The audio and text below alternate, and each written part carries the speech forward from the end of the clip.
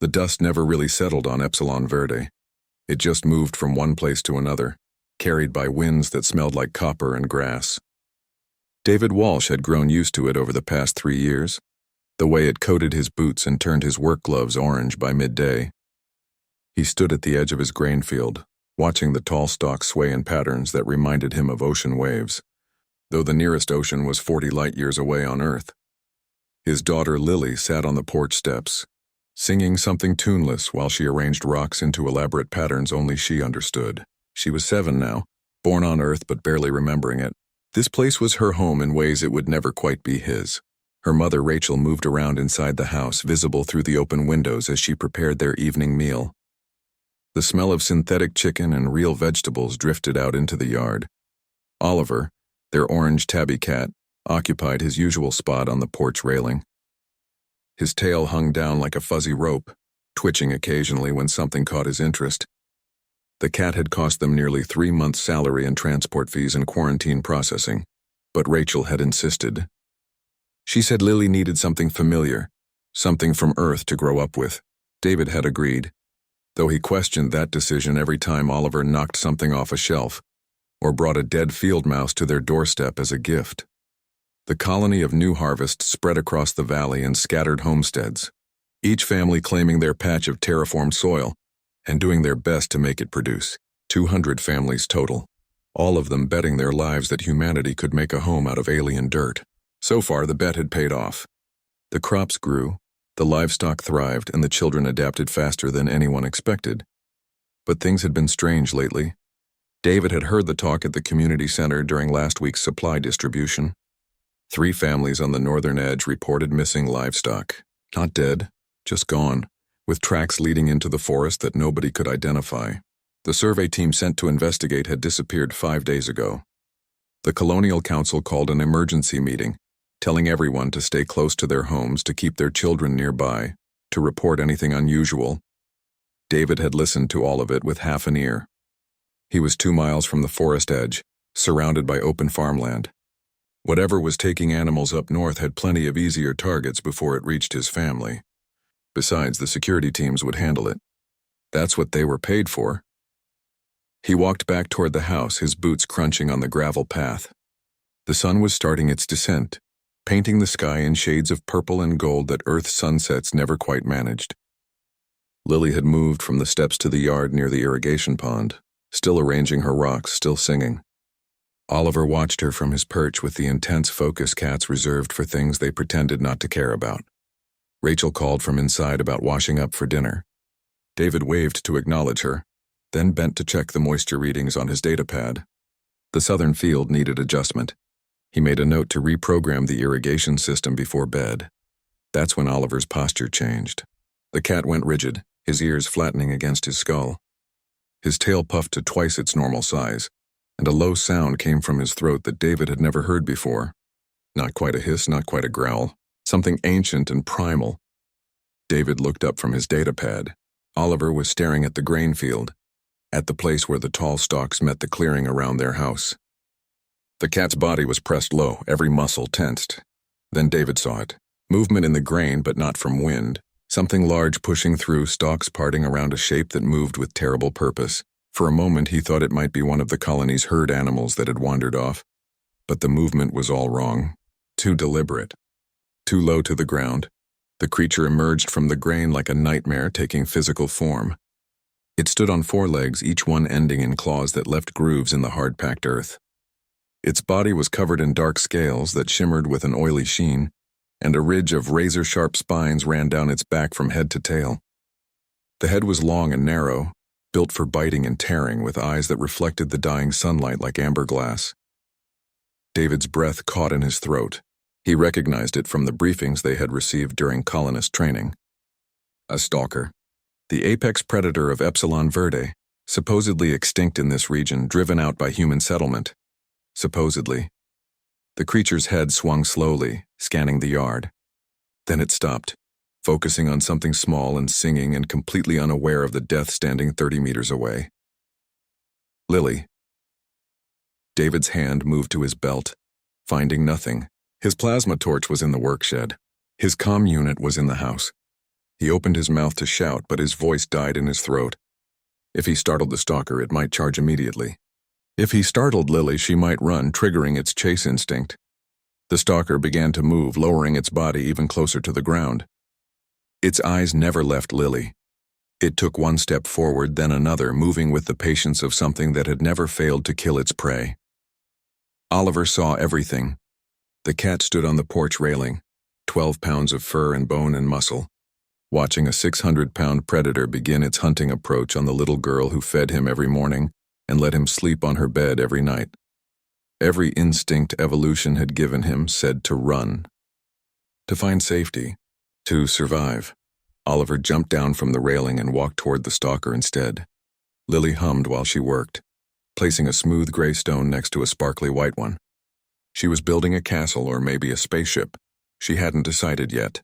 The rocks were still warm from sitting in the sun all day, and they felt nice in her hands. She had found the white one near the irrigation pond last week, and it was her favorite because it had little flecks that looked like stars. Behind her, Oliver made a sound she had never heard him make before. It was scary, like when the wind howled through the grain field during storms, but smaller and closer. She turned around to look at him. The cat wasn't on the porch anymore. He was walking across the yard with his back arched high, his fur standing up so much he looked twice as big. His tail was huge and puffy. Lily had seen him do this once before when a stray dog came too close to their house, but this was different. Oliver's ears were flat against his head and his eyes were wide and dark. Then she saw what he was looking at. The thing from the grain field was like nothing she had ever seen. Not even in her picture books about earth animals or the educational programs about Epsilon Verde wildlife. It was big, much bigger than the farming bots or even the transport trucks. Its skin looked hard and shiny, and the spikes on its back reminded her of the thorns on the wild bushes that grew near the forest. Except much, much bigger. It was looking at her. Lily knew she should move, should run to the house where Mama was making dinner. But her legs wouldn't work. She felt frozen, like in dreams where she tried to run but couldn't. Her heart beat so hard she could hear it in her ears. Oliver positioned himself between her and the monster. He was so small compared to it, like one of her toys compared to Daddy's farming equipment. The cat's mouth opened and he made that scary sound again, louder this time. It echoed across the yard, and for just a moment the big creature stopped moving. Its head tilted, studying the tiny animal that dared to challenge it. In its world, small things ran from big things. That was the rule. But this small orange creature stood its ground, making itself as large as possible, every line of its body saying it would fight. The stalker took another step forward. Oliver moved to block it, his paws leaving small prints in the dust. When the predator tried to circle left, Oliver darted left. When it shifted right, Oliver mirrored the movement. The cat was doing something Lily didn't understand but recognized anyway. He was protecting her. The stalker's patience was wearing thin. It had been hungry for days, and this small prey should have been easy. It should have been running by now, screaming, triggering all the instincts that made the hunt satisfying. Instead, it faced this tiny furry obstacle that refused to acknowledge the natural order of things. It lunged. The movement was faster than Lily could follow. One moment the creature was still. The next it was rushing forward, claws extended, mouth opening to reveal rows of teeth like broken glass. Oliver didn't run. He jumped straight up as the stalker's head passed beneath him, twisted in midair and raked his claws across the predator's snout. 4 parallel lines appeared in the dark scales, welling with purple blood. The stalker jerked back, more surprised than hurt, shaking its head violently. From inside the house, a scream cut through the evening air. Mama had seen them through the window. Oliver landed on his feet and immediately set himself between Lily and the stalker again. The cat's right shoulder was bleeding where one of the creature's teeth had grazed him during the lunge, but he didn't back away. Instead, he yowled again, the sound carrying across the open yard through the open windows to where the adults were. The message was clear. Come help. Come now, there's danger here. Lily heard Daddy yell something inside, heard his heavy footsteps pounding toward the door. The sound broke whatever spell had frozen her in place. Oliver glanced back at her for just a second and their eyes met. His expression was something she would remember for the rest of her life. It wasn't the lazy, sleepy look he usually had while napping in sunbeams. It wasn't the playful look when he chased his toy mouse across the floor. It was fierce and determined and absolutely unafraid. Then he looked back at the stalker and hissed, "Run to Mama now." Except cats couldn't talk. But Lily understood him anyway, understood what he needed her to do. She scrambled to her feet, rocks scattering everywhere, and ran for the house as fast as her 7-year-old legs could carry her. The stalker saw the movement and instinct took over. The small prey was running. Every predator impulse in its body screamed to chase, to catch, to kill. It started forward, building speed. Oliver launched himself at the creature's face again, a blur of orange fur and fury. His claws found the predator's left eye, and this time the stalker roared in genuine pain. It reared back on its hind legs, trying to shake off the small attacker. The front door slammed open. Daddy burst out, holding his plasma torch in one hand and screaming at the top of his lungs. He waved the torch wildly, the blue flame casting sharp shadows across the yard. "Get away from them! Get away!" Behind him, Mama grabbed Lily and pulled her inside, kicking the door shut. Through the window, Lily pressed her face against the glass, watching Oliver and Daddy face down the monster together. A high-pitched wail filled the air. The colony-wide emergency alarm. Mama must have activated it. Within minutes, neighbors would come. They would bring weapons and lights and help. But minutes might be too long. The stalker dropped back to all 4 legs, blood dripping from its snout and eye. It faced 2 opponents now, one tiny but vicious, one larger and holding fire. The small one had heard it twice. The larger one was shouting and waving something bright and hot. This wasn't how hunting was supposed to go. Prey didn't fight back like this. Prey ran or froze or died quickly. In the distance, the sound of hoverbikes starting up echoed across the farmland. More humans coming. The stalker could hear them, could sense the situation shifting from advantageous to dangerous. Oliver stood his ground, fur matted with blood, his own and the predator's mixed together. His body screamed with pain from the gash on his shoulder, but he didn't move from his position. Not until the threat was gone. Not until his family was safe. The cat who had traveled 40 light years from Earth in frozen sleep, who had been bred for thousands of generations to be a companion to humans, refused to back down from an alien apex predator. And somehow, impossibly, the predator was the one who hesitated. The first hoverbike arrived in a cloud of dust and noise. Neil Patterson, their nearest neighbor from half a mile east, had grabbed whatever he could find in the 30 seconds after hearing the alarm. In his case, that meant a tranquilizer rifle meant for sedating livestock and a flare gun he kept for emergencies. He fired the flare without thinking, sending a ball of red fire screaming into the sky above the Walsh property. The explosion of light and sound sent the stalker stumbling backward. Its injured eye couldn't process the sudden brightness, and the high-pitched whistle of the flare hurt its ears. More sounds were coming from all directions now. More hoverbikes, more humans shouting. The entire colony was waking up to the emergency. David kept his plasma torch pointed at the creature, his hand shaking so badly the blue flame wobbled and danced. He had never been in a fight in his life. His job was making plants grow, not defending his home against predators that shouldn't even exist in this region. But Lily was behind him, safe in the house with Rachel, and Oliver was bleeding in the dust beside his feet, still refusing to retreat. The cat's breathing was labored now. The adrenaline that had carried him through the fight was fading, replaced by the reality of his injuries, but his eyes never left the stalker. If it moved toward the house, Oliver would fight again. He would keep fighting until he couldn't move anymore. 2 more hoverbikes roared into the yard. Sandra and Louis Chen brought their construction pneumatic nail gun, which probably wouldn't do much against the stalker's scales but looked intimidating. Behind them came the Okonkwo family, father and 2 teenage sons, all 3 carrying metal poles they had grabbed from their equipment shed. The stalker found itself surrounded by lights, noise, and creatures that refused to act like prey. It was wounded, confused, and outnumbered. These circumstances did not favor the hunt. It backed toward the grain field, moving slowly, keeping its good eye on the assembled humans. "Don't let it get back to the field," Neil shouted, raising his tranquilizer rifle. "If it gets into cover, we'll never track it in the dark." David wanted to say something about being careful, about not getting too close, but his voice still wasn't working properly. His entire body felt numb except for his hands, which shook as they gripped the plasma torch. Oliver swayed on his feet, then sat down heavily. The wound on his shoulder was worse than David had first thought. Blood matted the orange fur dark and wet. The cat's breathing came in short gasps now. That small movement, Oliver sitting down, seemed to make the stalker's decision for it. The tiny attacker was finished. The immediate threat had passed. Time to retreat and find easier prey another day. It turned and bolted for the grain field, moving with desperate speed despite its injuries. Neil's tranquilizer dart whistled through the air and struck the stalker's rear leg just as it reached the tall stalks.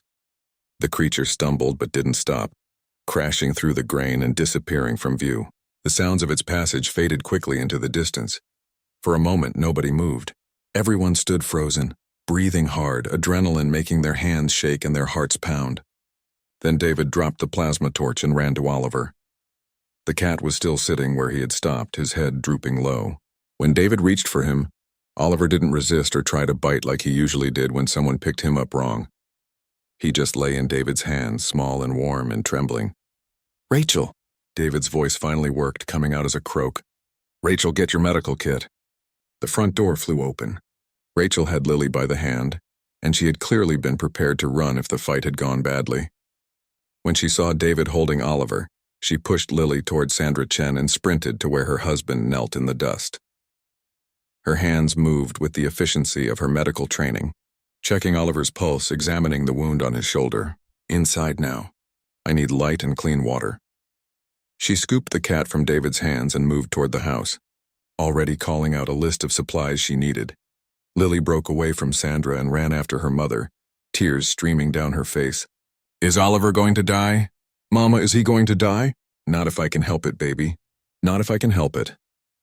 Inside the house, Rachel worked quickly, cleaning the wound while David held a lamp close and Lily held Oliver's paw. The cat lay still on the kitchen table, too exhausted to protest the indignity of being treated like a patient.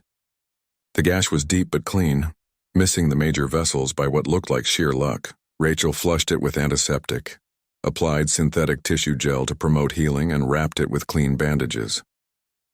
"He'll be sore for a while," she said finally, sitting back and wiping her forehead. "And he needs to stay quiet for at least a week while this heals. But he'll live." Lily buried her face in Oliver's fur, careful to avoid his injured shoulder, and sobbed.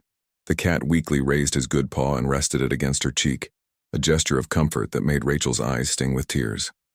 Outside, the colony security team had arrived with proper equipment.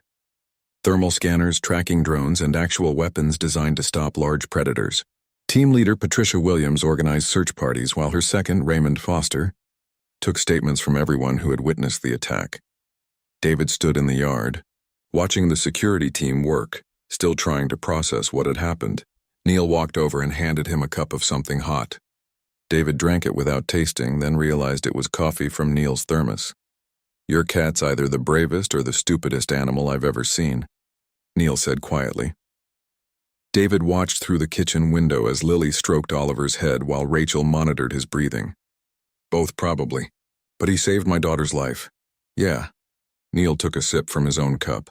"Yeah, he did." Patricia Williams approached them, her expression grim. "We found the stalker's trail. Flood every 10 meters. Your cat did more damage than you'd think, but here's what worries me." She pulled up a holographic display from her wrist unit, showing a map of the region. "We've logged 4 stalker sightings in the past week, all in this sector. They shouldn't be here. This area was cleared and certified safe 3 years ago." "What changed?" David asked. "That's what we need to find out. But until we do, everyone needs to stay alert. Whatever drove them out of the northern forest is pushing them into settled areas."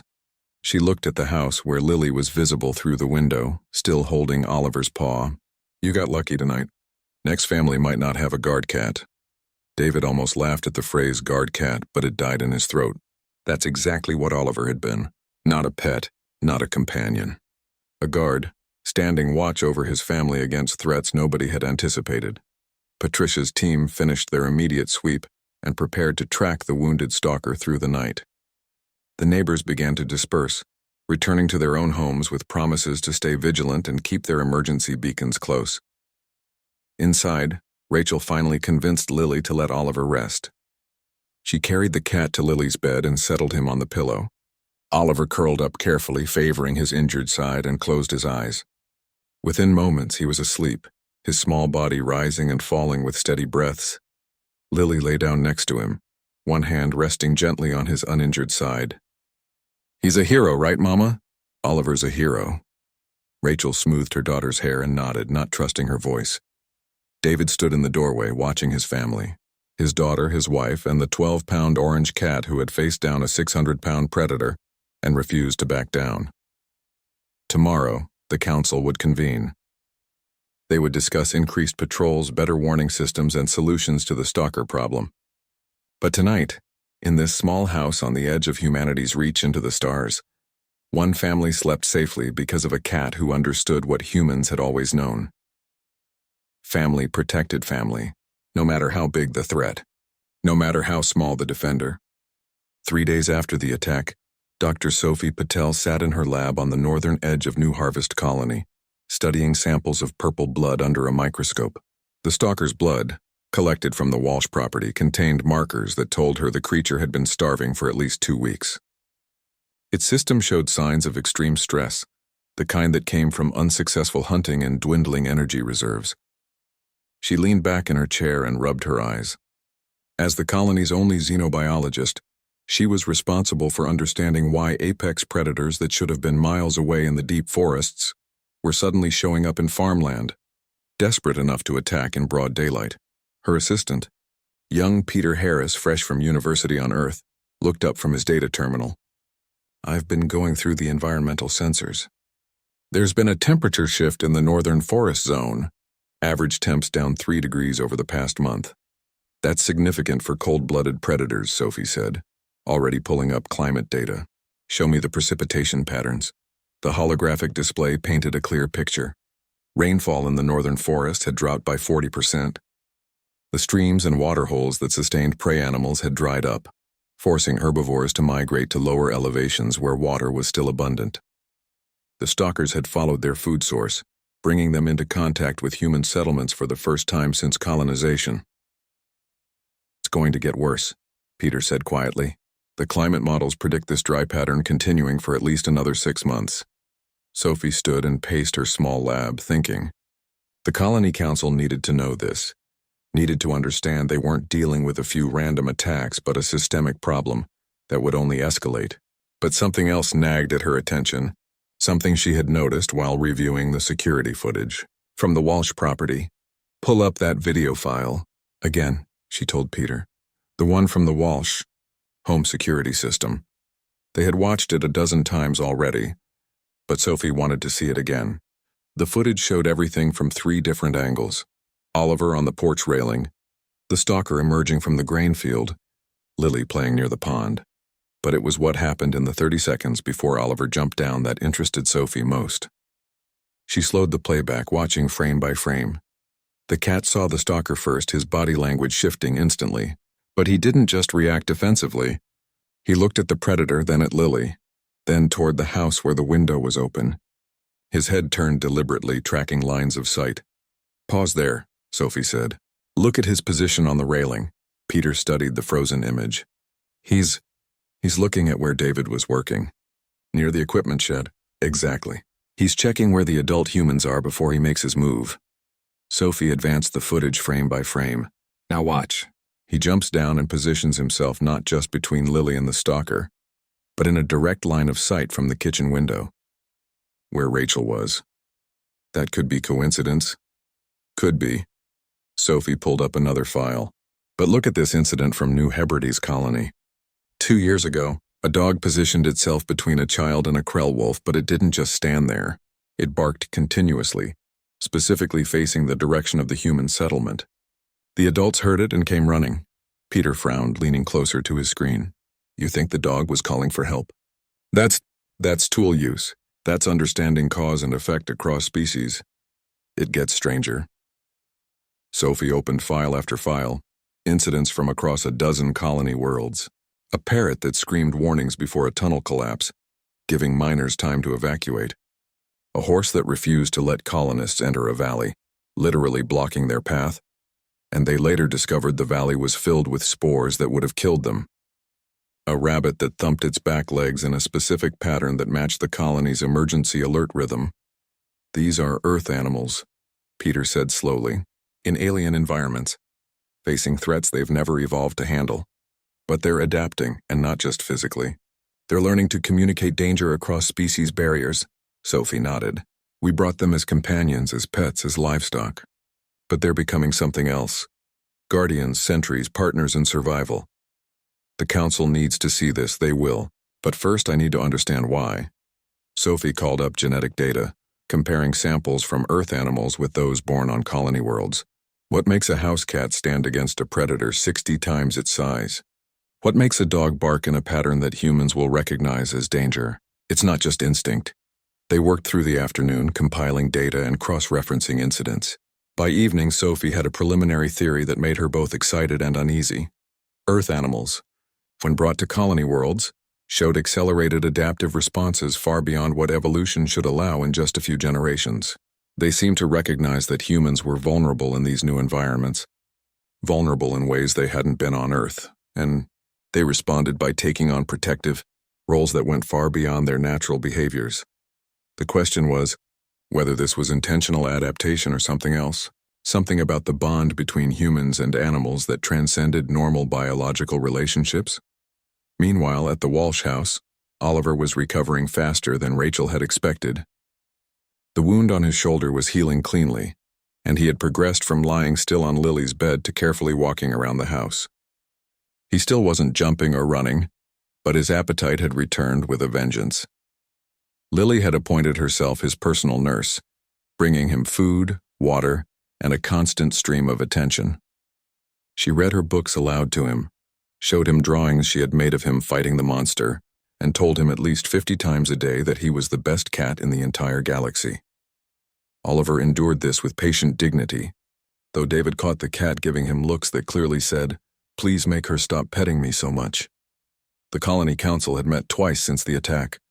New security measures were approved, motion sensors around all homesteads, emergency beacons upgraded with direct links to security response teams, and an organized patrol schedule that kept armed guards moving through the farmland at regular intervals. But what captured the colony's imagination wasn't the security upgrades. It was the story of Oliver. Within a day, every family in New Harvest knew about the cat who had fought a stalker. Within 2 days, the story had spread to the orbital station above Epsilon Verde. By the third day, it had reached the colonial network, jumping from world to world at the speed of light-speed communication. Rachel found herself answering messages from reporters, from documentary producers, from people on Earth who wanted to know about the brave cat. She declined most of them, but accepted one interview with the Colonial Broadcasting Network, mainly because they promised to use the attention to promote better safety measures for frontier settlements. David watched the interview from their living room while Lily sat on the floor with Oliver, who seemed utterly unconcerned about his newfound fame. The interviewer asked Rachel about the attack, about how she felt, about whether Oliver had always been protective. "He's just a cat," Rachel said on the screen. "He does cat things. He sleeps in sunbeams. He knocks things off shelves. He brings us dead mice. But when my daughter was in danger, he didn't hesitate. Not for a second." The interviewer leaned forward. "What do you think made him do it? Why would a small animal attack something so much larger?" Rachel was quiet for a moment. "I think he understands that we're family. Not just Lily, but all of us.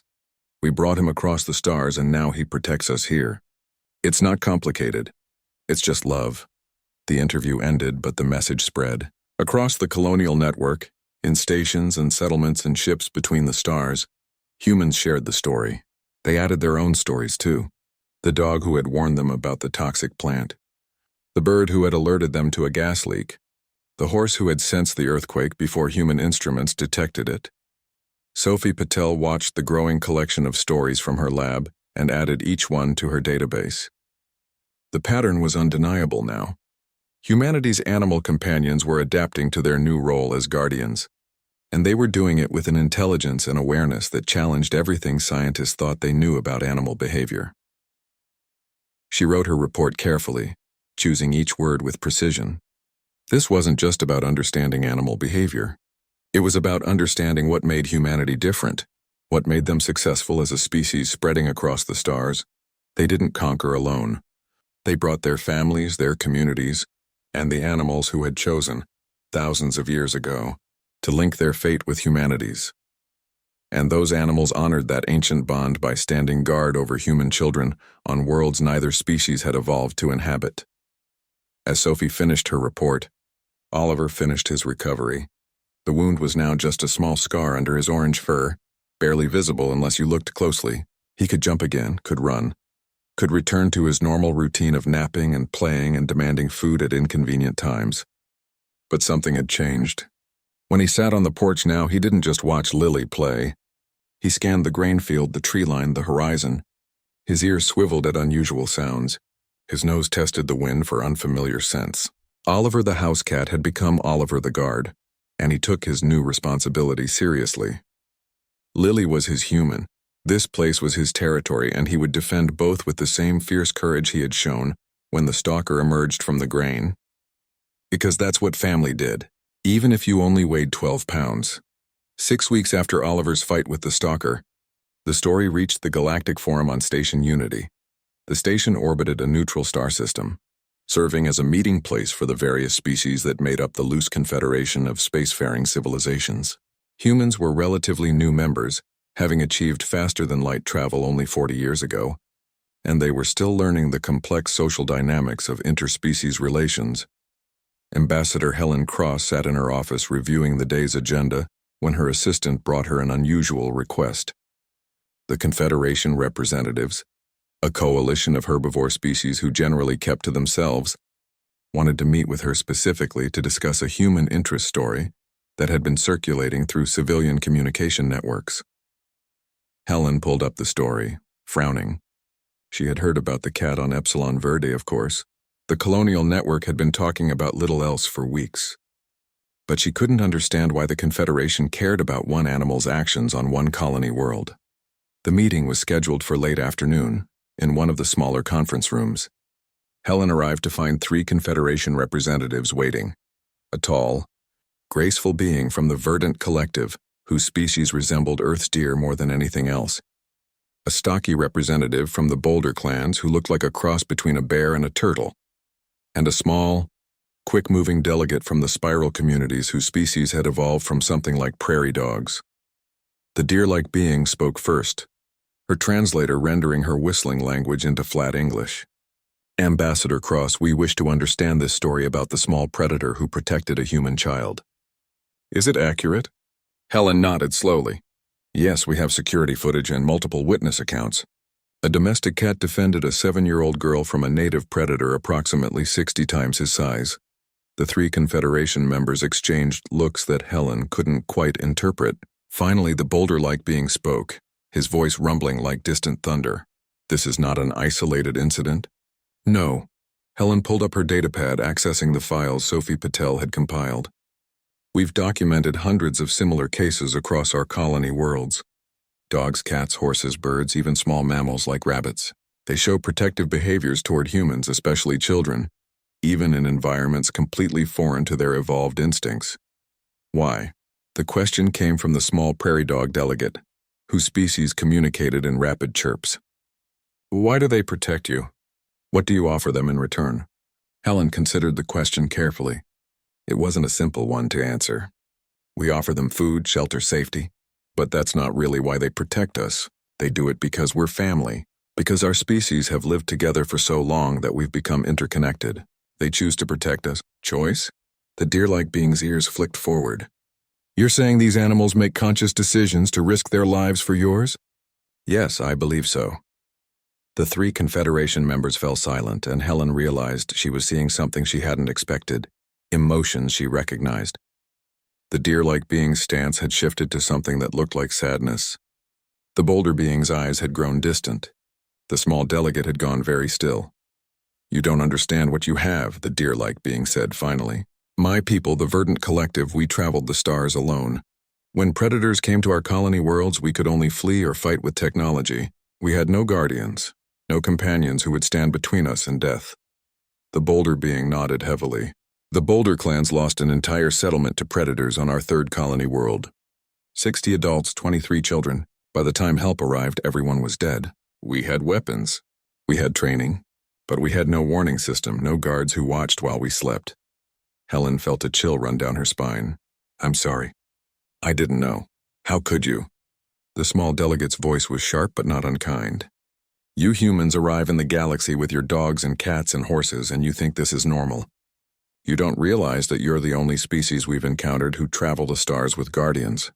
The Ascendancy mocks you for it, the deer-like being continued. They see your attachment to small creatures as weakness, but they've never needed to evacuate children from a burning building, while a dog held back the fire with nothing but barking to alert rescuers. They've never watched a cat stand against an apex predator to buy time for help to arrive. Helen sat back, processing this new perspective. She had always thought of Earth's domestic animals as pets, as companions, as members of the family. But she had never considered that this relationship might be unique in the galaxy, that other species might have traveled to the stars without bringing smaller beings who had evolved alongside them, who had learned to communicate across species barriers, who had chosen to link their survival to humanity's. We want to know how you did it, the bolder being said. How did you forge these bonds? How did you teach these creatures to protect you? We didn't teach them, Helen said softly. It happened over thousands of years on Earth. Wolves chose to live near human settlements because we provided food scraps. Over generations, they became dogs. Wildcats chose to hunt rodents in our grain stores. Over time, they became cats. Horses, pigs, chickens, all of them entered into partnerships with us. We shaped each other. We evolved together, not just physically but socially.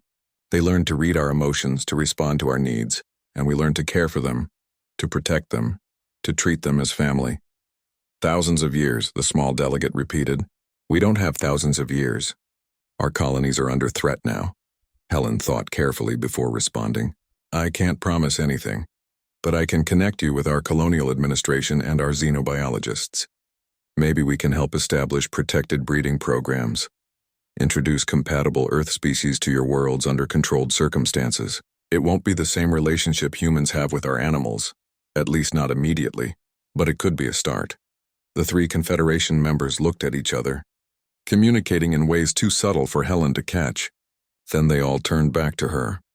We would appreciate that assistance, the deer-like being said, and in return we wish to share this story more widely. The story of Oliver and the human child, not as entertainment but as an example of what partnership between species can achieve. I'll need to get permission from the family involved, Helen said, but I think they'd be honored. As the meeting concluded and the Confederation delegates left, Helen sat alone in the conference room thinking about Oliver, a 12-pound orange cat who had become, without knowing it, an ambassador for human-animal relationships across the galaxy. She composed a message to Rachel Walsh, explaining the situation and the request.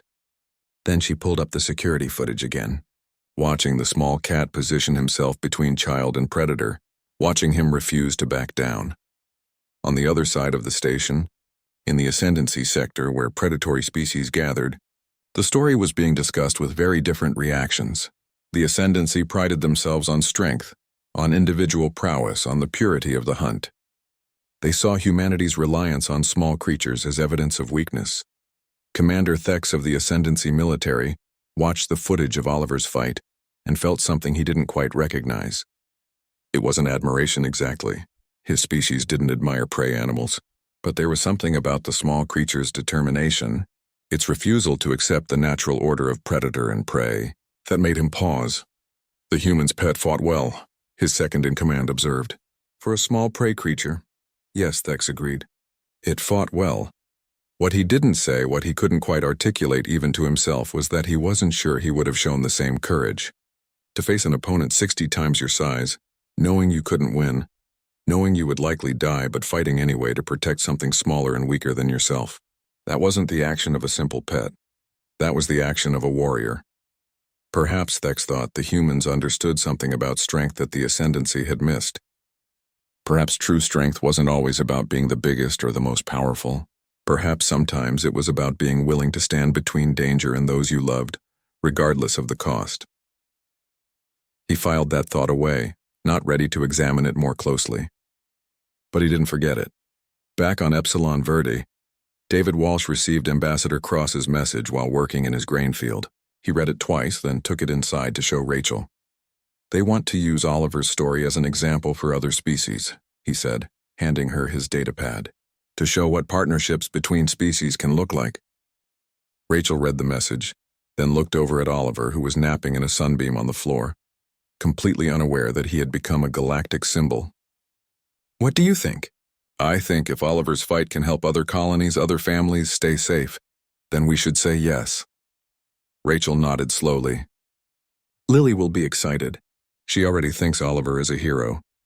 "He is a hero," David said quietly. "Maybe it's time the galaxy knew it." They sent their approval to Ambassador Cross, giving permission for the story to be shared more widely. Within days, Oliver's fight was being discussed in classrooms across the Confederation worlds, used as an example in military training programs, analyzed by xenobiologists trying to understand interspecies relationships, and on Epsilon Verde, the cat at the center of all this attention continued his daily routine of napping, eating, and watching over Lily as she played. Because that's what he did. That's who he was. A guardian. A family member, a friend. 12 pounds of courage wrapped in orange fur. 8 months after the attack, New Harvest Colony had grown from 200 families to nearly 300. New arrivals came specifically because of the safety measures implemented after the Stalker incident, and because of something else they had heard. This was a place where even the smallest creatures stood guard over human children. The climate situation had stabilized somewhat. The rains had returned to the northern forests, and the stalkers had retreated to their traditional hunting grounds. There had been no attacks in 6 months. The motion sensors and patrol systems remained in place, but they mostly detected curious wildlife and the occasional lost herd animal. Life had returned to normal, or as normal as life ever got on a colony world. Oliver sat on the porch railing, older now, a little heavier from Rachel's tendency to give him extra treats. The scar on his shoulder was completely hidden under his fur, visible only when you ran your hand over it and felt the slightly different texture. He spent his days the way most cats did, sleeping, eating, and judging humans from comfortable perches. But he still watched the grain field, still tested the wind for unusual scents, still positioned himself between Lily and anything he didn't trust. Some lessons once learned were never forgotten. Lily was 8 now, tall enough to help Daddy with simple farming tasks and smart enough to read the advanced books Mama brought home from the colony library. She had a new hobby, collecting stories about animals from different colony worlds. She had a whole notebook full of them, carefully written in her improving handwriting. There was the story about Bruno, a German shepherd on colony world Redstone, who had herded 20 children into a shelter before a dust storm hit. The story about Pepper, a parrot on mining station Deep Rock whose screaming had warned workers about a methane leak 30 seconds before alarms detected it. The story about an entire flock of chickens on agricultural world Greenfield who had refused to enter their coop one evening, and the farmers had discovered a nest of toxic serpents inside. Each story ended the same way. Animals are family. Family protects family. She had written that herself, and it had become something of a motto among the colonists' children. They shared it with new arrivals, explaining that on frontier worlds you couldn't afford to think of animals as just pets. They were partners in survival. One afternoon, a transport ship arrived with a new family, the Kowalskis from Earth's Europa settlement. They had a nervous-looking German shepherd named Dutch, who cowered behind the father's legs as they stepped off the transport. Rachel greeted them at the landing pad. Part of the welcome committee that helped new families settle in, she noticed Dutch immediately, saw the way the dog trembled and kept his ears flat against his head. "First time on a planet?" she asked gently. Mrs. Kowalski nodded. "We've been on stations and ships his whole life. He's not used to open spaces or weather. We're worried he won't adapt." "He'll adapt," Rachel said with confidence. "They always do. Give him time." The Kowalskis were assigned a homestead about a mile from the Walsh property. David and Rachel helped them unload their equipment while Lily played with the Kowalski children, 2 boys aged 6 and 9. Dutch stayed close to the transport, watching everything with wide, frightened eyes. Oliver, who had accompanied the Walsh family out of pure curiosity, sat on the ground about 20 feet from Dutch. The dog noticed him, sniffed in his direction, and whined uncertainly. Oliver's tail flicked once, then he stood and walked calmly toward Dutch. The dog backed up against the transport, clearly considering whether to bark or hide. What happened next? Rachel would later describe as the strangest thing she had ever seen an animal do. Oliver walked right up to Dutch, sat down, and simply waited. The dog sniffed at him cautiously, Oliver remained perfectly still, radiating calm. Then he stood, walked a few paces toward the open grassland, and looked back at Dutch as if to say, "It's safe. Follow me." Dutch took one hesitant step forward, then another. Oliver walked a little further and Dutch followed. Within minutes, the cat was leading the dog around the Kowalski property, showing him the boundaries, the safe spots, the places to watch. Teaching him, in whatever wordless way animals communicated, how to be a guard on a colony world. Mrs. Kowalski watched with tears in her eyes. "I've never seen him trust anyone that quickly." "Oliver knows what it's like to be new here," Rachel said. "In his own way, I think he's welcoming Dutch to the neighborhood." Over the next few weeks, Dutch transformed from a frightened shipdog to a confident guardian. He learned the routines of colony life, learned to watch the tree line and alert on unusual sounds. He took his role seriously, especially when the Kowalski boys played outside. And when Oliver visited, which he did regularly, Dutch followed him around like a student learning from a master. The other colonists joked that Oliver was running a training school for guard animals. Sophie Patel documented all of it, adding to her ever-growing database of animal behavior on colony worlds. Her research had evolved into something bigger than a simple study. She was now working with the xenobiologists across a dozen worlds, compiling evidence of how Earth animals adapted to their roles as guardians. The data painted a remarkable picture. First-generation Earth animals on colony worlds showed protective behaviors within weeks of arrival. Second-generation animals born on colony worlds displayed even more sophisticated guardian behaviors. They seemed to be evolving, not physically but socially, developing new instincts adapted to frontier life. Her latest paper had been published in the Galactic Journal of Xenobiology, the first time a human researcher had contributed to that prestigious publication. The title, Symbiotic Guardian Relationships: How Earth's Domestic Species Adapt to Interspecies Protection Roles in Colony Environments. It was getting attention, not just from scientists, but from colonial administrations, military planners, and even the Confederation Council. Several Confederation worlds had begun carefully introduced breeding programs with Earth animals, trying to establish similar guardian relationships for their own colonies. The results were mixed. It turned out you couldn't just drop dogs or cats into an alien environment and expect instant loyalty. The bond had to be built, generation by generation, family by family. But it was possible. Given time and care, Earth animals could adapt to protecting species other than humans. Meanwhile, in the Ascendancy territories, Commander Thex had done something unprecedented. He had acquired an Earth dog, a breed called a Belgian Malinois, and was attempting to train it for military scouting purposes. His superiors thought he was crazy. His subordinates whispered that Earth animals had infected his mind with weakness. But Thex watched the dog work, watched how it detected threats before instruments could, watched how it would position itself between danger and the Ascendancy soldiers with the same protective instinct it showed to humans. And he understood what the rest of the Ascendancy refused to see. This wasn't weakness. This was a type of strength his people had never developed because they had always relied on individual prowess. They had never needed to build bonds with other species because they were predators and predators hunted alone. But humanity had figured out something different. They had turned predators into partners, had convinced animals to stand guard over them, had created a network of protection that spanned species boundaries, and that made them more resilient, more adaptable, more successful as a colonizing species than raw strength ever could. Thex kept these thoughts to himself. His people weren't ready to hear them, but he continued his experiments with the dog, and he watched the results with growing respect. Back on Epsilon Verde, Lily's 9th birthday arrived with warm weather and clear skies. The Walsh family threw a party that half the colony attended. There were games and food and laughter, all the things that made frontier life bearable. Oliver spent most of the party sleeping under the porch, avoiding the chaos of too many children running around. But when Lily opened her presents, he emerged to sit beside her, accepting the obligatory birthday pets with dignified tolerance. Her favorite gift was from Dr. Patel, a bound copy of the xenobiology paper with a personal note on the first page. To Lily Walsh, who has a very special friend, Oliver's courage that day showed the galaxy what partnership between species really means. You should be proud of him, and he should be proud to have a friend like you. Lily read the note 3 times, then hugged Oliver so tightly he squirmed in protest. "You're famous, Oliver. You're in a real science paper." The cat, unimpressed by fame, merely yawned and returned to his napping spot.